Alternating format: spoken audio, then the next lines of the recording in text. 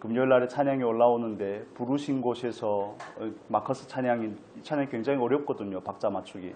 근데 이걸 부른다고 하는 생각이 들면서 실력이 많이 좋아지셨나 보다. 너무 잘하셨습니다.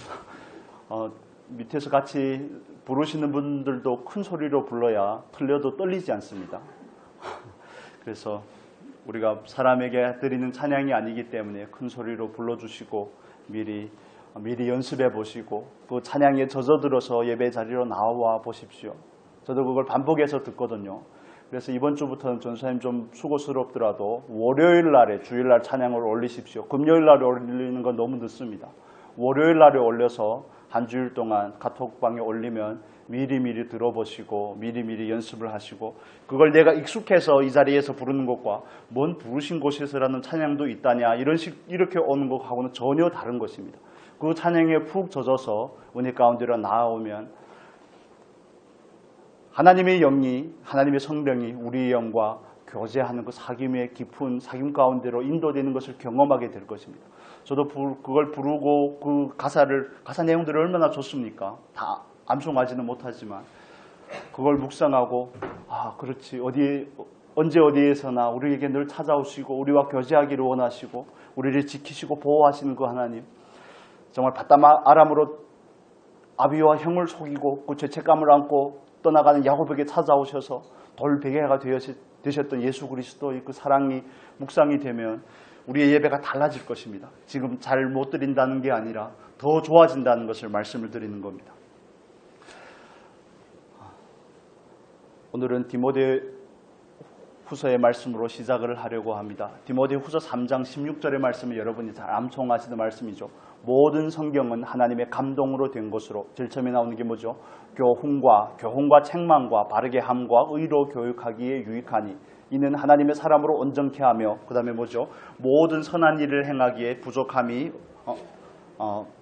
아니라 온전케 하기 위함이니라. 개성판하고 막 헷갈립니다.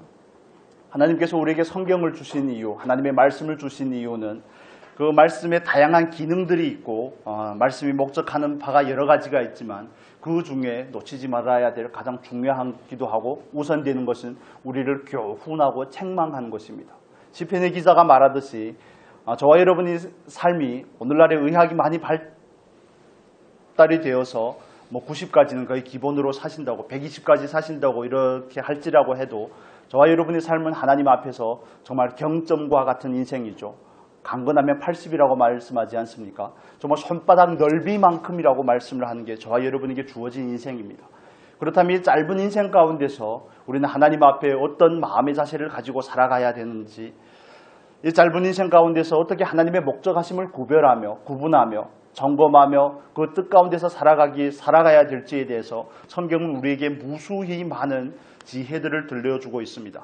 거기에는 정면적인 가르침을 주는 정면교사들이 있는가 하면 아브라함과 같이 하나님의 마음에 합한 다윗과 같이 또 정말 하나님의 그리스도의 복음을 전하기 위해서는 나의 몸 같은 것은 내 목숨은 조금 더 귀한 것으로 여기지 아니하노라 하고 고백했던 그 사도 바울의 헌신과 또 수많은 그 고난 가운데서도 하나님의 그 시험 가운데서도 입을 열어 불평하지 않았던 욥의 이야기들은 우리에게 감동을 주기에 충분하죠. 이런 사람들을 보면 어떤 생각이 듭니까? 그래 나도 하나님 앞에서 정말 하나님의 마음에 합한 자라는 그 소리를 한 번만 들어봤으면 제가 그래서 예수를 믿고 제일 처음으로 다윗이 너무 좋아서 하나님의 마음에 합한 사람이 아닙니까? 그건 영적인 야망이 있는 것이죠.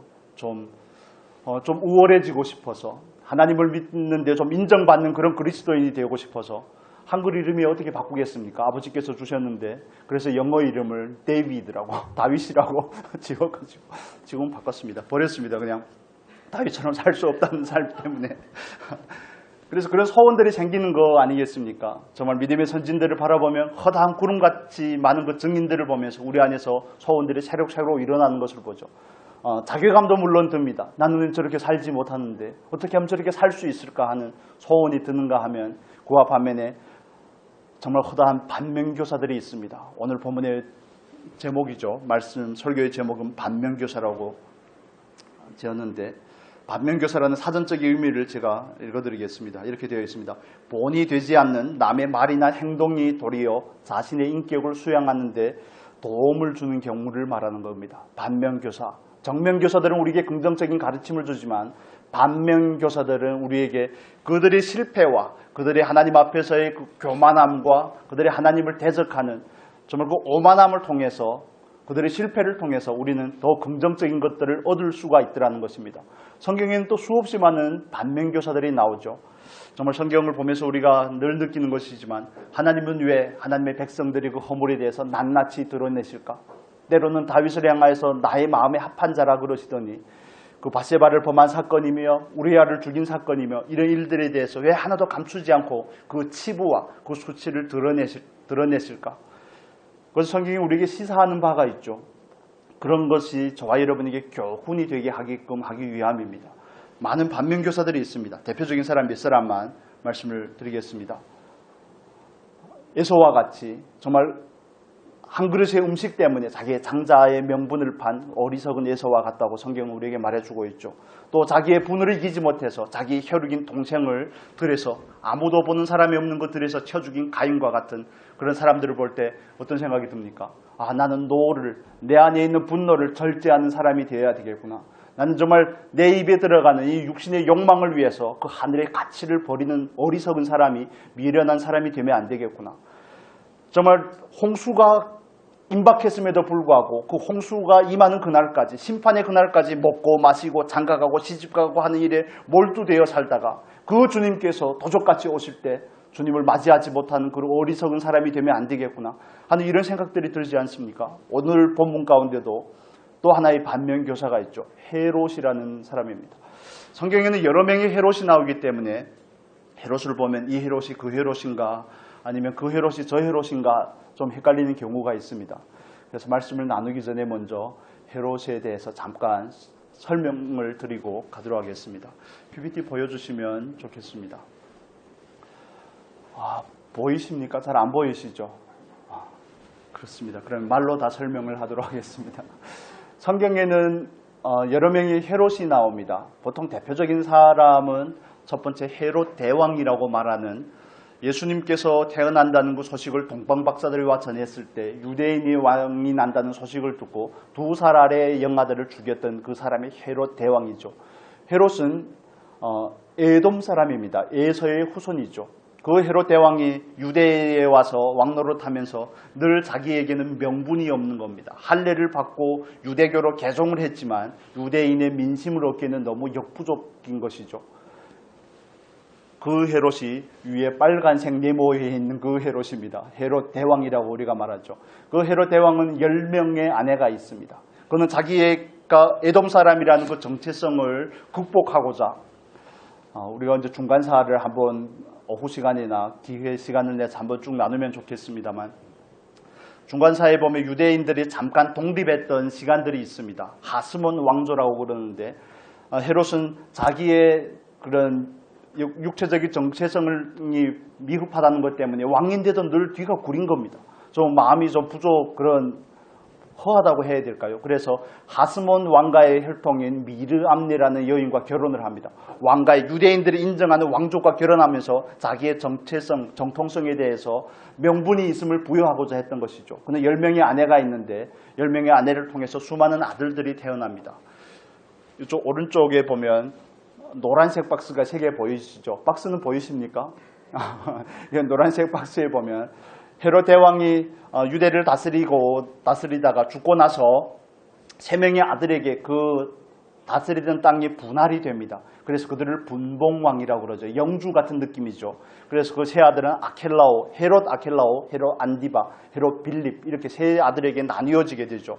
그 중에서 한 사람만 기억하면 됩니다. 저기 나오는 두 번째 박스에 나오는 안디바, 헤롯 안디바는 곧 세례 요한을 죽였던 사람입니다. 이 안디바가 야망이 있는 사람인지라 자기 이복 동생인 빌립의 아내인 헤로디아와 결혼을 하지 않습니까? 불륜을 저지른 것 때문에 세례 요한이 그를 책망함으로 인해서 그가 술을 써서 그를 세례 요한을 목잘라 죽이게 되죠. 그 사람이 헤롯 안디바입니다. 그 다음에 오늘 본문에 나오는 헤롯입니다. 드디어 밑으로 두 번째 줄에 빨간색 박스 보이십니까? 헤롯 아그리파 1세라고 나오죠. 이 사람은 헤롯 대왕의 누굽니까? 손자입니다. 헤롯 대왕의 손자. 헤롯 아그리파는 좀 불운한 삶을 살았습니다. 그의 할아버지인 헤롯 대왕이 왕으로 살아가는 동안에 너무 많은 의심이 있기 때문에 자기의 할머니도 죽이고 또 자기의 아버지도 죽이고 하는 이런 정말 비극적인 일들의 행함으로 인해서 어린 나이에 그의 아버지 아리스도블루스가 그를 로마로 유학을 보냅니다. 헤롯 대왕을. 그의 아버지는 왕의 그런 땅을 물려받지 못하였습니다. 그런 서열에서 밀리게 된 것이죠.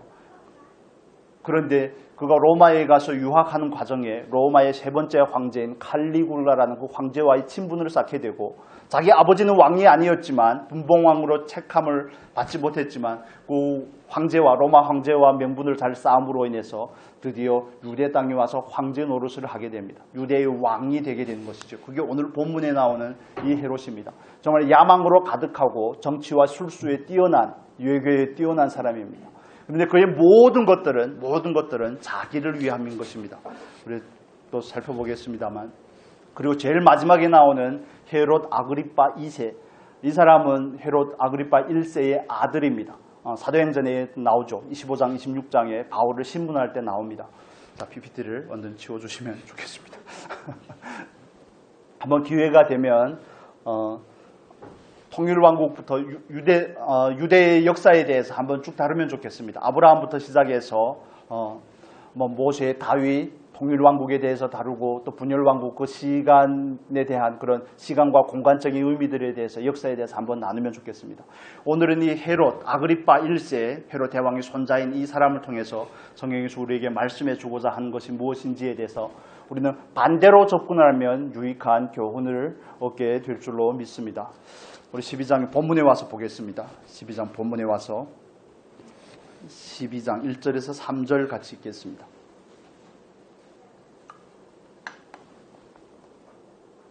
같이 읽겠습니다. 그때에 헤롯 왕이 손을 들어 교회 중 몇 사람을 해하려 하여 요한의 형제 야고보를 칼로 죽이니 유대인들이 이 일을 기뻐하는 것을 보고 베드로도 잡으려 할세 때는 무교절이리라.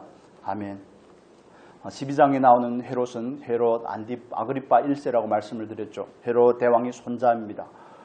그가 왕이 되고 나서도 물론 자기의 할머니가 유대 하스모 왕가의 혈통을 가졌기 때문에 나름대로 로마 황제의 지지도 받고 있어서 정치적인 기반도 탄탄한 것처럼 보였지만 늘 그 유대인의 마음을 얻는데 혈안이 되어 있습니다. 자기 할아버지가 유대인의 마음을 얻기 위해서 성전을 우리가 요한복음에는 40몇 년이라고 나오죠. 46년이라고 나오는데 그러나 사실 그 헤롯 대왕의 성전을 80여 년 동안 짓습니다. 물론 헤롯 대왕이 다 지은 것은 아니고 그의 후손들이 이어서 짓는 시간이 기원전 20년부터 기원 후 64년까지 짓습니다. 그런데 성전을 그렇게 짓고 나서 오직 유일한 목적은 유대인의 환심을 사는 겁니다. 이 헤롯 아그리파도 유대인의 환심을 사기 위해서 누구를 핍박을 하는 겁니까? 그리스도인들을 핍박을 하는 것이죠. 그래서 야고보를 죽이게 되고 헤롯이 또 베드로를 감옥에 가두고 무교절이 지나면 죽이려고 했던 것입니다. 헤롯은 오직 자기를 위해서 자기의 정치적인 야망을 위해서 사는 사람입니다. 그가 기뻐하는 것은 민심을 얻는 것이고 민심을 얻고자 하는 목적이 어디에 있습니까? 자기의 왕위를 견고히 하고자 하는 데 있습니다. 오늘 우리가 읽은 본문에서도 그가 백성들 앞에서 일장 연설을 할 때 요세푸스가 쓴 그 유대 전쟁사라는 그 역사기에 보면 헤롯이 나와서 연설을 할 때 은색으로 만든 은실로 짠 옷을 입었다고 그럽니다. 그런데 대중 앞에서 연설을 하는데 그날에 또 해가 너무 쨍쨍 내리쬐는 바람에 은색으로 입었으니까 얼마나 반사가 많이 되겠습니까? 그래서 사람들이 하는 소리가 뭡니까? 정말 아첨꾼들의 소리가 녹아나는 거죠. 이는 사람의 소리가 아니라 신의 소리다. 그러니까 그가 취한 행동이 있죠. 뭡니까? 영광을 하나님께 돌리지 아니하더니. 우리는 기쁨과 영광이라는 이 주제를 하나로 묶어가지고 살펴보려고 합니다. 하나님께서 저와 여러분을 만드신 목적이 무엇입니까? 헤롯은 왜 실패하였습니까? 자기의 기쁨, 자기의 영광을 취하다 실패한 것입니다. 그렇다면 우리가 그리스도인으로서 하나님의 자녀로서 자기의 기쁨과 자기의 영광을 위해서 살지 않으면 하나님의 뜻대로 살 수 있지 않겠습니까?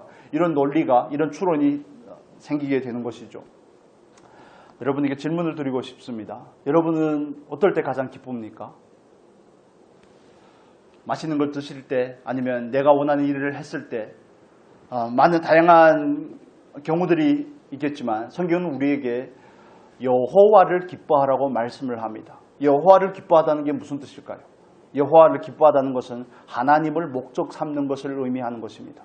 너희가 무엇을 먹든지 무엇을 마시든지 오직 하나님의 영광을 위하여 하라고 사도 바울은 우리에게 교훈해 주고 있죠.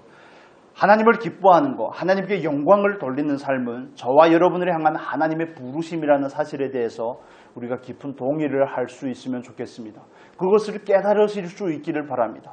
그냥 들어서 아는 것을 넘어서서 삶에서 깨달으면 좋겠습니다. 내 안에서 그렇구나. 내 삶이 내 것이 아니고 내 삶이 나를 위함이 아니고 내 기쁨, 내 만족, 내 영광이 아니라 나는 하나님의 목적과 하나님의 부르심으로 이 땅에 왔다는 사실에 대해서, 그래서 이 패러다임을 바꿔야 된다고 제가 자꾸 말씀을 드리지 않습니까? 내 중심에서 하나님 중심으로 나아가는 것. 내 관점에서 내 삶을 바라보는 것이 아니라, 나의 삶을 바라보는 것이 아니라 하나님의 관점에서 나의 삶을 바라보는 것입니다. 하나님의 부르심과 은사에는 후회하심이 없는데 하나님은 과연 나를 왜 부르셨으며 하나님께서 왜 나를 이 땅 가운데 보내셨으며 왜 하필이면 이곳에 보내셨는지, 왜 나를 하나님의 자녀가 되게 하였는지, 모든 하나님의 선하신 그 뜻에 대해서 먼저 분별하는 은혜가 있었으면 좋겠습니다. 그게 동기가 되어져야 되는 것입니다. 지식으로야 다 알죠. 지식으로야 다 알죠. 소요리 문답 우리가 다 나눴기 때문에 질문을 드리겠습니다. 소요리 문답 제1문이 뭡니까? 제가 질문을 하면 여러분 대답하시기를, 사람의 제일 되는 목적은 무엇입니까? 첫마디는 다 알죠. 제가 다시 한번 읽어드리겠습니다. 친절하게. 사람의 제일 되는 목적은 하나님을 영화롭게 하는 것과 그를 영원토록 즐거워하는 것입니다. 영광과 기쁨은 같이 가는 것입니다.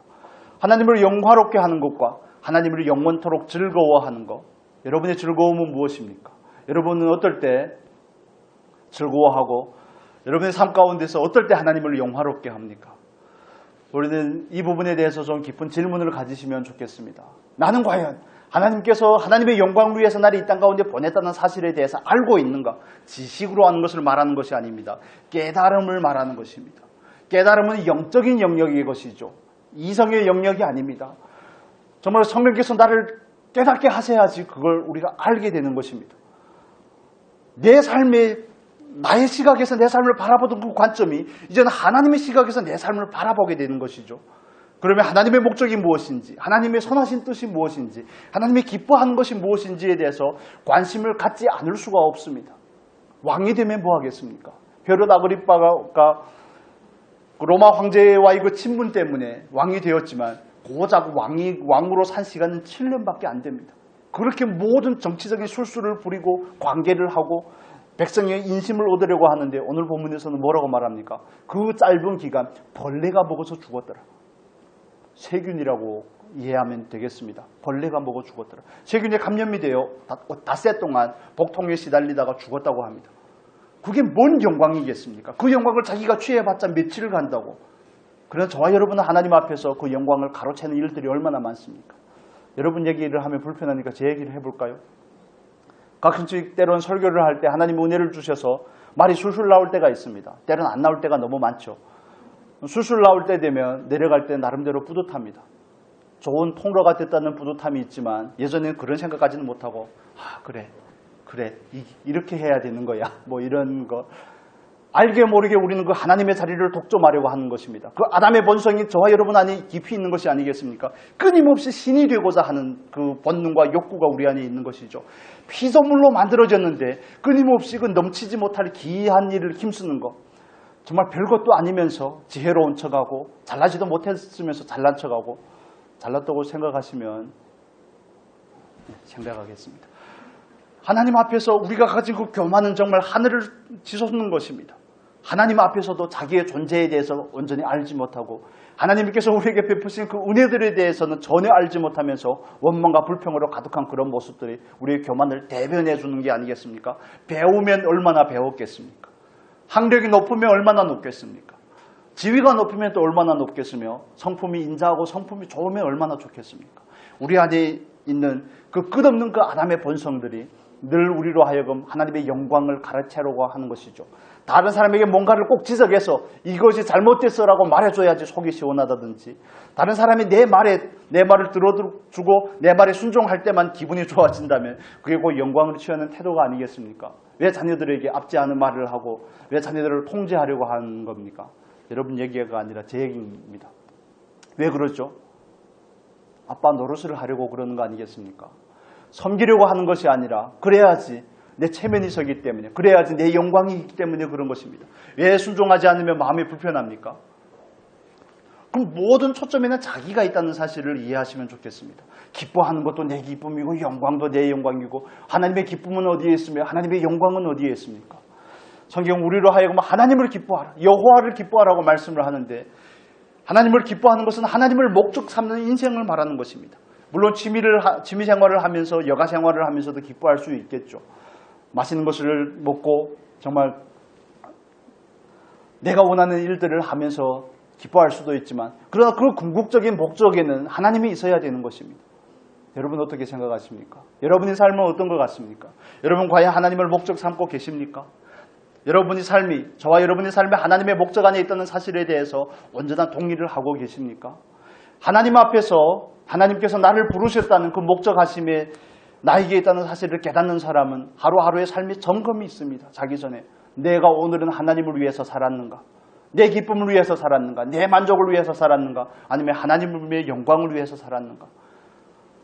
하나님의 영광을 본 뒤 충만한데 우리가 어떻게 하나님께 영광을 돌리겠습니까? 그 의미인즉 우리가 하나님의 영광을 반사하는 존재로 살았는가를 점검을 하는 것입니다. 나는 남편을 대할 때, 아내를 대할 때, 직장에서 회사의 동료를 대할 때 나는 하나님의 영광을 반사했는가? 하나님의 성품이 나를 통해서 보여졌는가? 이런 부분들에 대한 구체적인 점검이 있는 겁니다. 어제도, 과거에도 그렇게 정말 강직하고 마음이 강팍하더니 오늘도 그렇다면, 과거에도 늘 군림하고 다른 사람을 좌지우지하려고 하다가 예수를 믿던 오늘도 그러고 있다면 우리는 잘못 살고 있는 것입니다.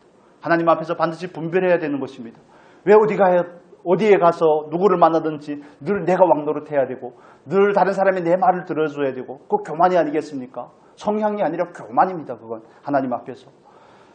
구체적인 것들을 더 꼬집어 볼까요? 우리 안에 얼마나 많은 것들이 감춰져 있는지 모릅니다. 표면적으로야 겸손한 척 하지 않겠습니까? 얼마나 겸손한 척 하겠습니까? 그렇지만 그 안에는 끝도 모르는 판단과 정죄가 있습니다. 그게 교만하다는 증거입니다. 하나님의 말씀을 들으면서 말씀 앞에 앉아서도 그 말씀에 대해서 우리는 칼로 찌르고 쪼개고, 말씀이 나를 찌르고 쪼개고 해야 되는데 그 말씀에 대해서 분석하고 있고, 이 시간도 하나님께서 나에게 주는 말씀이 무엇인지에 대해서 듣고자 하고 거기에 초점을 맞춰야 되는데, 저도 마찬가지입니다. 다른 분들이 설교를 듣거나 또 학교 다닐 때는 체프를 드리고 신학교 다닐 때는 체프를 드리고 하면 정말 유명한 목사님들이 많이 오죠. 그런데 거기에 앉아서 그 설교를 분석하고 자빠져 있으니 어떻게 은혜가 되겠습니까? 극성의 말씀을 듣고 기억한다는 것이 이해화나 기억하고 있고, 그러고 있으니 어떻게 신앙이 성장을 하겠습니까? 지성은 끝없이 좋아질지 모르지만, 날카로워질지 모르겠지만 거기는 하나님의 생명이 없는 것입니다. 그래서 우리가 이런 구체적인 질문들을 가지고 하나님 앞에 앉는 것입니다. 말씀의 이 시간 하나님께서 저를 통해서 여러분에게 하시기를 원하지만, 이 말씀을 가지고 저는 한 주간 동안 저의 삶을 조명해 보는 것이죠. 다른 사람의 말씀을, 제가 설교를 엄청 많이 듣습니다. 다른 사람들을 통해서 강의 같은 것도 엄청 많이 듣거든요. 성경에 대해서 많이 알아야 되지 않겠습니까? 일단 배워야 되고 학습을 해야 되고 묵상을 해야 되고 이런 일련의 것들이 있기 때문에 자랑이 아니라 하는데, 그걸 하면서도 분석하고 있는 제 모습을 보는 것이죠. 정말 밑도 끝도 없는 그런 교만들, 근거 없는 그런 자신감들, 교만들이 어디서 나오는지. 여러분은 어떻습니까? 여러분은 하나님의 말씀 앞에 앉을 때 어떤 마음의 자세를 가지고 앉습니까? 오늘은 또 어떻게 설교를 하나 보자, 이런 마음을 가지고 앉는 것은 마땅한 태도가 아닙니다. 저에게 아무렇게 해도 괜찮지만 하나님 앞에서는 그건 바른 태도가 아니라는 사실을 이해하시면 좋겠습니다.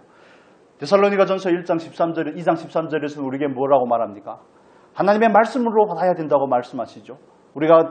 그래서 이 시간도 하나님께서 나에게 뭐라고 말씀하실까? 부족한 저를 통해서 하나님께서 말씀한다고 할지라도 그래서 오롯이 성령께서 말하기를 위해서 저도 기도하고 여러분도 기도하셔야 되는 것입니다. 성령의 음성을 들을 수 있는 그 예배의 시간 될 수 있기를 바랍니다. 나는 하나님께서 나에게 말씀하신다면 과연 순종할 준비가 되어 있는가? 들으라 이스라엘아, 들으라 이스라엘아. 그런데 난 그 하나님의 음성에 귀를 기울이고 있는가? 그 말씀을 듣고 순종하고자 하는 마음의 의지와 자세를 가지고 이 자리에 있는가? 구체적인 질문들을 할 때 우리의 정말 아무것도 되어 있지 않은 그 모습들이 낱낱이 드러날 수밖에 없습니다.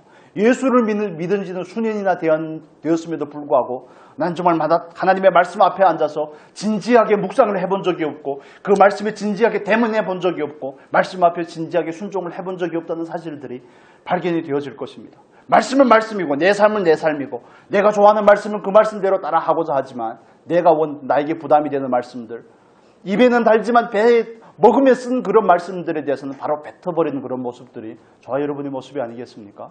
여러분 성경책을 쭉 살펴보십시오. 어떤 말씀들이 구절에 표시가 되어 있는지 지금은 예전하고 많이 달라졌을 것이라고 생각을 합니다. 여러분 우리가 하나님 앞에서 스스로를 점검해 보자는 것입니다. 성령의 빛비춤 앞에 말씀의 조명 앞에 나를 둬보자 하는 것입니다. 나는 과연 하나님 앞에서 어떤 존재로 살아가고 있는지, 나는 하나님께서 나를 보냈다는 사실을 알고 있는지, 나는 그분의 기쁨이 되고자 그분을 나의 삶의 궁극적인 축으로 삼고 나의 기쁨으로 삼고 있는지, 나는 그분을 목적하고 있는지, 내 삶은 그분의 영광을 위한 것이 맞는지, 좀 원론적이지만 무겁고 민감한 주제들에 대해서 우리는 그 말씀과 직접 부딪혀 봐야 되는 것입니다. 그냥 교회를 오고 가고 하는 것이 신앙생활이 아닙니다. 우리는 말씀 앞에 정결해서 서고자 하는 것입니다. 과거의 나보다 오늘의 내가 달라져야 되는 것이고 내일의 나는 또 더 다름을 향해서 나아가야 되는 것이죠. 하나님께서 하는 일이지만 그렇습니다. 여러분 우리가 하나님 앞에서 정말 말씀 앞에 정직하게 반응할 수 있기를 바랍니다. 그냥 작은 교훈을 얻고 마는 것이 아니라 그 말씀이 저와 여러분에게 생명으로 다가왔으면 좋겠습니다. 그 말씀이 우리의 마음의 문을 두드렸으면 좋겠습니다. 그 말씀이 나에게 다가와서 내 마음을 두드리고 녹화할 때 나는 과연 내 마음의 문을 열고 그 말씀을 받아들일 용의가 있는지, 그 말씀 앞에 반응하고자 하는지, 결국 말씀이 우리를 성장시키는 것이고 말씀이 우리로 하여금 변화시키고 우리로 하여금 예수 그리스도의 성품을 덧입어가게끔 하는 것입니다. 말씀이 없는 그리스도인은 그리스도인이 아니죠. 그리스도인이라는 신분은 가졌을지 모르겠지만 1년에 한 번도 성경을 안 읽는데 어떻게 하나님의 말씀을 따라 하나님을 믿을 수 있겠습니까? 여러분 우리가 믿는 하나님은 이방 종교에서 믿는 그런 신이 아닙니다. 내가 그에게 치성을 드려서 그분을 통해서 내가 원하는 것을 얻어내는 것이 아니라 우리는 그분처럼 변화되어 가야 되는 것이죠. 그래서 이건 전혀 다른 것입니다. 신앙과 종교는 전혀 다른 것이죠. 우리는 말씀 앞에서 살아가는 사람들입니다. 그렇다면 이런 민감한 질문들 앞에, 이런 말씀 앞에 정말 우리가 온전히 꼬꾸러뜨려져야 되지 않겠습니까? 나는 늘 나를 기뻐하는데, 나는 늘 내 욕망이 채워질 때 기뻐하고 내 마음에 원하는 말을 할 때 나는 속이 시원해 하는데 다른 사람의 꼴을 못 봐주고 그걸 반드시 얘기를 해야지 내 마음이 시원하다면 여호와를 목적하고 있는 것이 아니죠. 거기에 사랑이 있다면 다행이지만, 거기에 정말 따뜻함이 있다면 다행이지만, 온유함이 있다면 정말 감사한 일이지만 그러지 못하고 자기의 지성의 날카로움을 얘기하려고 하고 나타내려고 하고 나는 얼마나 예리한 사람인지, 나는 얼마나 옳고 그름이 분명한 사람인지, 나는 절대 틀린 것을 못 봐주는 사람인지, 이런 취지에서 얘기한다면 그건 하나님의 일이 아니죠. 어떻게 생각하십니까 여러분? 여러분은 어떻습니까? 더 들춰내 볼까요? 우리는 말씀 앞에서 자기를 점검하는 삶에 대해서 너무 익숙하지 않습니다. 그리스도인이 뭡니까? 그리스도인으로 불린다는 게 뭡니까? 말씀을 따라 사는 사람이 아니겠습니까? 말씀을 따라 사는 사람. 그들을 보니까 예수를 따라서 사는 사람들이더라. 나는 그리스도인이라고 말하기에 앞서 그들은 그리스도인이었더라. 그런데 예수를 믿는다고 하는데 말씀이 없는 삶이 어떻게 그리스도인이 삶이냐 하는 것입니다. 아직도 세상의 가치관을 동조하는 일에 저는 나를 온전히 내어드리고, 그런 일에는 나를 온전히 내어드리고, 세상의 즐거움을 추구하고 내 육신의 욕망을 추구하고 안목의 정욕을 추구하는 일들에는 나를 서슴없이 내어주면서 말씀 앞에 앉아있을 때는 얼마나 진지한 모습으로 앉아있는지 점검해 봐야 되지 않겠습니까? 저와 여러분에게 주어진 기회의 날이 얼마나 될지 누가 감히 장담할 수 있겠습니까? 하루를 마무리하면서 하나님 앞에 잠을 맞이하면서 우리는 하나님 앞에 어떤 기도를 합니까? 오늘 하루를 지켜주시면 감사합니다. 하나님 가능하시다면 저에게 내일의 기회를 주시면 감사하겠습니다. 어떻게 내일 아침에 눈을 뜰 수 있다는 보장이 있겠습니까?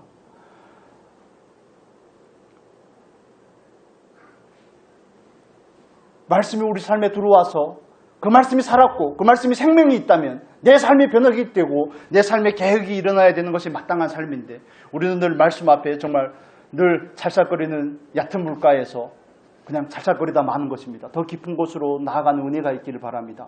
말씀에 대면하여 설 수 있기를 바랍니다. 나의 부끄러움이 드러날 때마다 전혀 부끄러워하실 필요가 없습니다.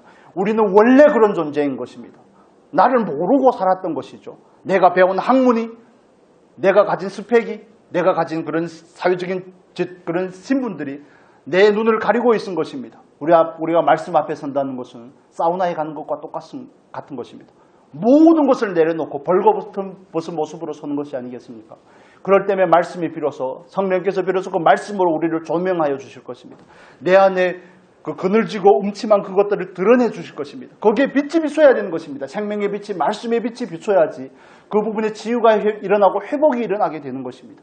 그러지 않고 늘 감싸두면 늘 내 의로 무화과 나무 잎으로 나를 가리려고 하는 그 노력을 계속하다 보면 가죽옷을 입을 수 있는 은혜가 없습니다. 하나님을 만날 수가 없는 것입니다. 왜 오늘을 또 이렇게 핏대를 세우냐 이렇게 하실 수 있겠지만 하나님 앞에서 정직하게 살아보고자 하는 것이 아니겠습니까? 여러분은 하나님의 영광을 위해서 사십니까? 저에게도 스스로 끊임없이 했던 질문입니다. 왜 내가 말했는데 애들이 순종하면 나는 왜 기분이 좋을까? 하나님 노릇하려고 하는 것이 아니겠습니까? 너는 내 자녀야 이런 거 아니겠습니까? 군림하고자 하는 그런 태도들이 아니겠습니까? 끊임없는 자기의 기쁨과 내 만족과 내 영광을 위하는 그 헤롯의 삶이나 저와 여러분의 삶이 뭐가 다르겠습니까? 헤롯은 하나님을 모르기 때문에 교만하게 너무 당연한다고 할지라도 저와 여러분은 하나님 앞에서 더 명분이 없는 거 아니겠습니까? 우리는 하나님의 자녀인데 하나님의 은혜를 입었고 하나님이 어떤 분이신지를 알면도 불구하고 헤롯과 똑같은 삶을 살아가고 그 방식대로 살아가고 그의 삶의 형태를 따라 쫓아가고 있다면 우리가 하나님 앞에서 더 많이 책망을 받지 않겠습니까? 모르고 책망을 받는 것보다 아는 사람이 더 많이 책망을 받는다는 사실을 여러분 알고 계십니까? 하나님께서는 하나님의 교회로부터 심판을 시작하신다는 사실에 대해서 알고 계십니까? 저와 여러분의 삶이 하나님을 기쁘게 하는 삶이 될 수 있기를 바랍니다. 하나님께 영광이 되는 삶이 될 수 있기를 바랍니다. 그러기 위해서 말하기 전에 행동하기 전에 생각 가운데서 정말 무엇이 하나님의 선하시고 온전하시고 기뻐하신 뜻인지를 분별할 수 있는 은혜가 있기를 바랍니다. 그러면 우리는 이런 질문이 생기죠. 하나님의 뜻이 뭔지 너는 아냐? 하나님의 뜻이 뭔지 어떻게 아냐? 모르시겠습니까? 그러면 말씀을 보셔야 됩니다. 말씀을 보셔야 됩니다. 여기 소상하게 자세하게 디테일하게 설명이 잘 되어 있습니다. 이걸 모르는데 어떻게 하나님의 뜻을 알겠습니까? 설교를 통해 안다고요? 부분적으로밖에 알 수 없습니다. 말씀을 읽으셔야 되는 것이죠. 말씀이 내 안에 들어와서 정말 너희 안에 하나님의 말씀이 풍성히 거하여 그럴 때 우리 안에서 시와 찬미와 은혜로운 노래들이 나올 것입니다. 내 안에 말씀이 있으면 그 말씀이 우리 안에서 잣대가 되고 기준이 되어서 나의 온전하지 않은 말이나 행동이나 생각에 대해서 분별하게 할 것입니다. 채와 같이 걸러주시는 겁니다. 커피를 내릴 때 그 거름망과 같이 모든 잡것을 걸러내는 것이죠. 기름을 걸러내는 것입니다. 우리 안에는 거름망이 없습니다. 말씀이 없기 때문에 거름망이 없습니다. 말도 내 마음대로, 행위도 내 마음대로, 생각도 내 마음대로, 다른 사람에 대해서 정죄하고 판단하고 모든 것은 내 마음대로. 말씀이라는 그물이 그 거름망이 있어서 내 생각을 걸러주고 내 말을 걸러주고 내 행위를 걸러주고 거르고 나가야 되는데 전혀 거르지 않고 서슴없이 나가죠. 그냥 서슴없이. 여러분 책망하는 것이 아닙니다. 저 스스로의 모습을 볼 때 너무 원통하고 안타깝기 때문에 하는 것입니다. 여러분에게는 그런 안타까움이 없냐 하는 것입니다. 예수를 믿은 날이 하루 이틀이 아니지 않습니까? 언제까지 우리의 기회가 보장이 된다고 장담할 수가 있겠습니까? 어떻게 어제의 나나 오늘의 나나 똑같이 살아갈 수가 있겠습니까? 오늘도 과거의 은혜를 자랑하면 안 되는 것입니다. 만나는 매일 내리는 것입니다. 매일 아침에만 내리는 것입니다. 그 아침에 시간을 지새우면 그날은 굶어야 되는 것입니다. 아니 전혀 거름망이 없습니다. 거르는 것이 없습니다. 생각하는 것도 세상의 가치를 따르고 말하는 것도 세상의 가치를 따르고 추구하는 것도 온통 세상으로 가득하다면 헤롯이나 저와 여러분이나 별반 차이가 없는 것이 아니겠습니까? 자녀도 내 자녀고 돈도 내 돈이고 삶도 내 삶이고 그렇다면 어떻게 우리가 하나님 앞에 가서 설 수가 있겠습니까? 우리가 모든 사람이 하나님의 보좌 앞에 서서 그 행실을 따라 심판을 받는다는 사실을 여러분 믿으십니까? 과연 하나님 앞에 설 것이라는 그 두려움을 가지고 오늘이라는 현실을 대면하고 있는지에 대해서 우리는 분별해 볼 필요가 있습니다. 몸이 아프면 우리는 얼마나 놀랍니까? 그런데 우리는 말씀 앞에서 살아가지 않을 때는 별로 안 놀라죠. 즉각적인 효용을 보이지 않기 때문에 그렇습니다. 즉각적으로 결과가 나타나지 않기 때문에 그렇습니다. 악인이 결국은 결코 망하는 것이고 하나님의 말씀대로 순종하지 않는 결과는 결국 부끄러움과 수치라는 사실에 대해서 온전히 알지 못하기 때문에 그렇습니다. 여러분, 사도 바울이 왜 그렇게 그 많은 학식을 가지고 정말 좋은 지역에 가서 랍비 노릇을 하며 충분히 먹고 살 수 있지 않겠습니까? 그런데 그가 왜 그 예수를 믿으면서 40에 가만히 매를 맞아가면서 강도의 위험과 강의 위험과 바다의 위험을 무릅쓰고 정말 주 예수 그리스도께서 나에게 주신 그 복음을 전하는 일에는 내 생명을 조금 더 귀한 것으로 여기지 아니하노라. 왜 그런 고백을 가지고 나아갑니까? 그의 삶에 있는 그 하나님과 그가 만난 하나님과 저와 여러분이 만나는 하나님이 다른 하나님이신가요? 왜 그렇습니까? 물론 소명의 차이가 있죠. 부르심의 차이가 있지만 그러나 우리는 하나님 앞에서 정말 그분의 말씀 앞에 온전히 꼬꾸라져 본 경험이 없기 때문에 그렇습니다. 온전히 순종이 돼 본 경험이 없습니다. 말씀 앞에 나를 내려놓고서 정말 피 터지게 기도해 본 적이 없습니다. 이러다 말겠지, 이러다 되겠지, 이런 막연한 기대들이 아니라 하나님 앞에서 좀 열심을 내야 되지 않겠습니까? 우리 안에 거룩망을 갖춰야 되지 않겠습니까? 우리 마음의 말씀이라는 그 거룩망을 통해 그 여과지를 통해서 생각하고 말하고 행동하고 하는 것이 그런 삶을 살 때, 그런 삶이 우리 삶으로 구체적으로 구현이 될 때 하나님의 영광이 반사가 되는 것이죠. 그래서 너의 착한 행실을 보고 하늘에 계신 너의 하나님께 영광을 돌리게 하라고 말씀하지 않습니까? 그게 빛과 소금의 효용성이죠. 그게 빛과 소금이 해야 될 마땅한 역할이고 책임과 의무가 아니겠습니까? 여러분, 우리가 하나님의 말씀 앞에 온전하게 엎드릴 수 있는 은혜가 있기를 바랍니다. 더 이상 교만하지 말고 내 안에 있는 그 완고함을 하나님 앞에서 버리고 내가 가진 그 틀을 버리고 나는 하나님 앞에 어떻게 살아가고 있는지, 하나님의 말씀을 가지고 다른 사람을 자꾸 재단하시면 안 됩니다. 다른 사람을 향해서 판단하고 정죄하는 일이 쉽게 나온다면 나는 아직도 하나님의 마음을 잘 모르는 것입니다. 얼마나 원통하고 애통한 일입니까? 기회의 날들을 끊임없이 하나님께서 주시고 자비를 주시는데 하나님의 자비와 긍휼이 무궁하심으로 우리가 오늘도 멸망 나가지 아니하고 이 자리에 있는데, 은혜의 자리에 있는데, 그러나 이걸 또 덧없이 그냥 흘러보내고 있다면 하나님 앞에서 내 삶은 과연 무엇이며 어떻게 그 하나님의 기쁨과 영광을 드러내는 삶으로 살아갈 수 있겠습니까?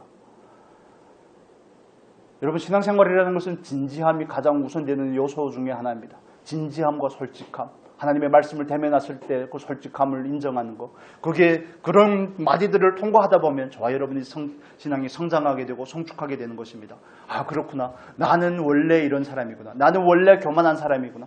그런데 많은 사람들이 가면을 쓰고 살아갑니다. 많은 그리스도인들의 자기의 눈이 가려져 있어서 스스로를 잘 못 봅니다. 다른 사람의 티를 들춰내는 데는 능숙하지만 자기에 대해서는 잘 못 봅니다. 왜냐하면 가려져 있기 때문에 그렇죠. 여러분, 말씀이 저와 여러분을 비춰서 말씀 앞에서 스스로가 발견되는 은혜가 있기를 바랍니다. 보여지지 않으시면 하나님 앞에 기도하고 구하십시오. 하나님, 내 안에 있는 교만, 내 안에 있는 어리석음, 내 안에 있는 하나님을 향한 그 영광을 가로채는 늘 그런 모습들, 불공손한 그런 모습들, 하나님을 향한 경외라고는 찾아볼 수 없는 그런 모습들을 어떻게 합니까? 하나님 저를 변화시켜 주십시오. 하나님, 제가 정말 성경에 있는 많은 그런 반면교사들을 통해서 헤롯을 보면서 하나님 앞에 기쁨이 되는 삶을 살기를 원합니다. 그와 반대로 하나님께 영광을 돌리는 삶이 되기를 원합니다. 영광을 돌리지 않다가 벌레에게 먹혀 죽던 그 헤롯의 삶을 다시 한번 반복하는 것이 아니라 하나님께 영광을 돌림으로 사도 바울이 가졌던 그 소망이 나에게도 소망이 되기를 원합니다. 이런 소원들이 저와 여러분 안에서 불붙듯이 일어날 수 있기를 예수님의 이름으로 축복합니다. 그냥 대면 보내시지 않으시면 좋겠습니다. 진지함으로 나아갈 수 있기를 바랍니다. 하나님의 말씀을 하나님 앞에서 하나님의 영광을 나타낸다는 것, 하나님의 영광을 반사한다는 것은 내가 그만큼 투명해야 되는 것입니다. 내가 그만큼 오염이 되어 있지 않아야지 나를 통해 그분이 나갈 수 있는 것이 아니겠습니까? 나로 가득 차 있으면 안 됩니다. 반사한다는 것은 거울이 하는 역할이죠. 달이 하는 역할이 아닙니까? 달이 햇빛을 반사하는 것처럼 거울이 하는 역할인데 그 거울에 오물이 가득 묻어 있으면, 내가 가득 묻어 있으면 내가 나가지 어떻게 하나님의 빛이 있어도 하나님이 나가겠습니까? 여러분, 예수님께서 가졌던 그 소원이 저와 여러분의 소원이 되면 좋겠습니다. 말씀으로 한 구절 보겠습니다. 요한복음 8장 29절의 말씀.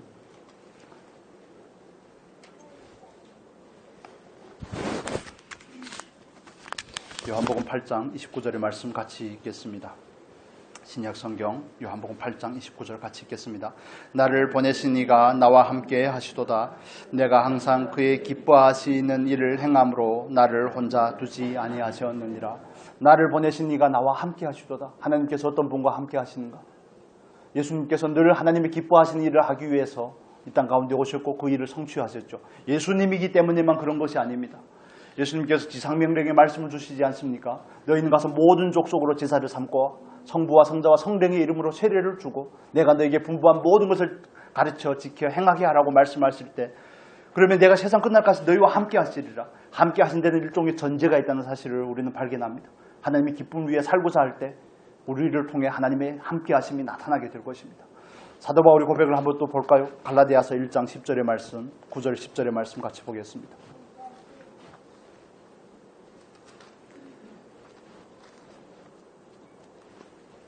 갈라디아서 1장 9절에서 10절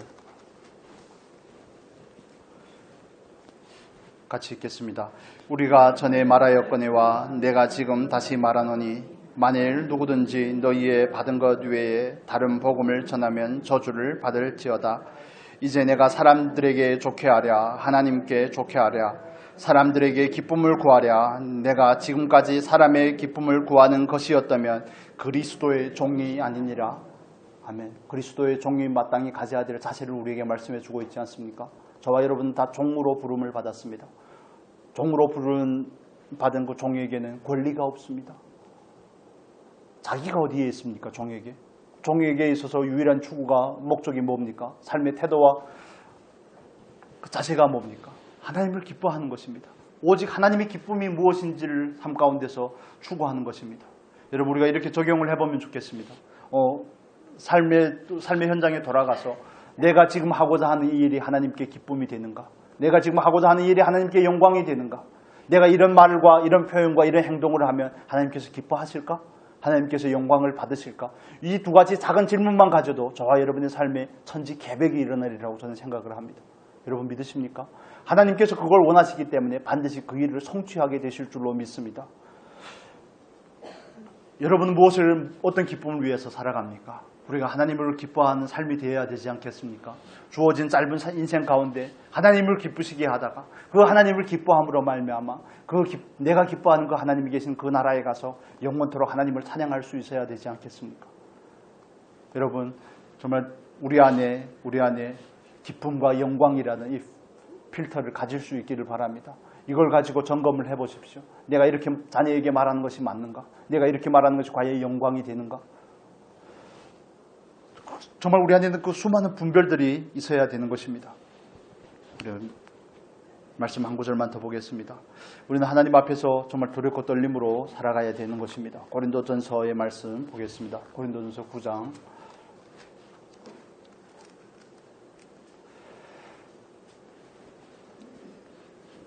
23절에서 27절까지 좀 길게 보겠습니다. 고린도전서 9장 23절에서 27절 같이 읽겠습니다. 내가 복음을 위하여 모든 것을 행함은 복음에 참여하고자 함이라. 운동장에서 다름질하는 자들이 다 달아날지라도 오직 상 얻는 자는 하나인 줄을 너희가 알지 못하느냐. 너희도 얻도록 이와 같이 다름질하라. 이기기를 다투는 자마다 모든 일에 절제하나니 저희는 썩을 멸류관을 얻고자 하되 우리는 썩지 아니할 것을 얻고자 하노라. 그러므로 내가 다름질하기를 향방 없는 것 같이 아니하고 싸우기를 허공을 치는 것 같이 아니하여 내가 내 몸을 쳐 복종하게 함은 내가 남에게 전파한 후에 자기가 도리어 버림이 될까 두려워함이로라. 아멘. 여러분 우리가 하나님 기쁨과 하나님의 영광을 위해 살아가기 위해서는 절제하는 삶이 무엇인지를 배우셔야 되는 것입니다. 저도 물론 그렇지만 우리는 하나님 앞에서 절제하는 삶을 살아가야 되는 것입니다. 왜냐하면 하나님께서 반드시 결산하기 때문에 그렇습니다. 오늘 내가 원하는 말을 하는 거 쉽습니다. 다른 사람을 판단하고 정죄하고 욕하는 거 쉽습니다. 그렇지만 그 모든 결과를 하나님 앞에 가서 하나님께서 다시 물으신다는 생각을 할 때마다 우리는 하나님 앞에서 절제를 배워야 되는 것입니다. 하나님 앞에 가서 어떻게 변명을 할 수 있겠습니까? 사도 바울은 이렇게 말하죠. 이기기를 다투는 자마다 정말 세상에서 명예를 얻고자 올림픽에 나가고자 아시안게임에 나가고자 좋은 성적을 얻고자 자기를 절제하는 그 사람들은 여러분 유도 선수 중에 저 이름이 지금 갑자기 생각이 나지 않는데 한국의 올림픽 금메달을 딴 유도 선수가 한 선수가 있습니다. 그 선수가 그 인터뷰가 화제가 되었던 적이 있는데 4년 전에 올림픽에 나가는데 은메달을 땄습니다. 그리고 4년 동안 정말 열심히 해서 그 다음에 올림픽에 나가서는 금메달을 땄습니다. 그리고 그 선수가 했던 인터뷰가 있습니다. 4년 전에는 죽기 살기로 했더니 2등을 했습니다. 이번에는 죽기로 하고 나가더니 1등을 했습니다. 선수 이름이 갑자기 생각이 안 나네요. 여러분 우리가 하나님 앞에서 세상의 명예와 좋은 결과를 위해서도 이기기를 위해서 자기를 절제하고 이런 애씀이 있는데 나는 과연 하나님 앞에서 이런 애씀이 있는지 힘쓰고자 하는 이런 마음의 자세를 가졌는지에 대해서 점검을 해보면 좋겠습니다. 우리 안에 그 소망이 확고하게 자리 잡으면 소망이 저와 여러분을 이끌어갈 줄로 믿습니다. 절제하는 삶은 자연적인 결과로 드러나는 것이죠. 오늘 절제하는 삶이 없다는 것은 반대로 말하면 그날의 심판을 내가 추워도 두려워하지 않는다는 것을 의미하는 것입니다. 내가 오늘 아무 말이나 하고 아무 행위나 하고 아무 생각이나 하면서 살아가면서도 전혀 부끄러움이 없다는 것은 심판이 있다는 사실을 믿지 않는다는 것을 반증하는 것입니다. 예수 그리스도께서 도덕까지 오신다는 그 말씀에 대해서 전혀 두려움을 갖지 않고 있다는 것을 의미하는 것입니다. 가끔씩만 두렵습니까? 가끔씩만 그게 생각이 납니까? 자주 생각하시기를 바랍니다. 자주 생각을 해야지 삶의 규모를 가지게 되고 하나님 앞에 정결하게 서게 될 줄로 믿습니다. 여러분 우리가 하나님 앞에서 다 함께 하나님 기쁨과 영광을 위해서 오늘이라는 삶을 절제하며 살아갈 수 있는 은혜가 있기를 바랍니다. 오늘 하나님께 영광을 돌려야지 그날에가 저와 여러분에게 영광이 있다는 사실을 기억하시기를 바랍니다. 오늘 하나님이 기뻐하는 삶을 추구해야지 그날에 하나님께서 우리를 보며 착하고 충성된 종아 하시면서 기뻐한다는 사실을 기억하시기를 바랍니다. 우리가 하나님 앞에서 정말 하나님께만 기쁨이 되고 영광이 되는 삶을 살아드릴 수 있는 복된 저와 여러분의 인생이 될 수 있기를 예수님의 이름으로 축복합니다. 이 시간 우리 함께 기도하면 좋겠습니다. 오늘 나에게 주신 말씀이 무엇인지, 어떤 말씀이 내 마음을 와 두드렸는지, 어떤 말씀이 나에게 찔림을 주고 나에게 다가왔는지 그 말씀을 붙잡고 우리가 같이 한번 기도하면 좋겠습니다.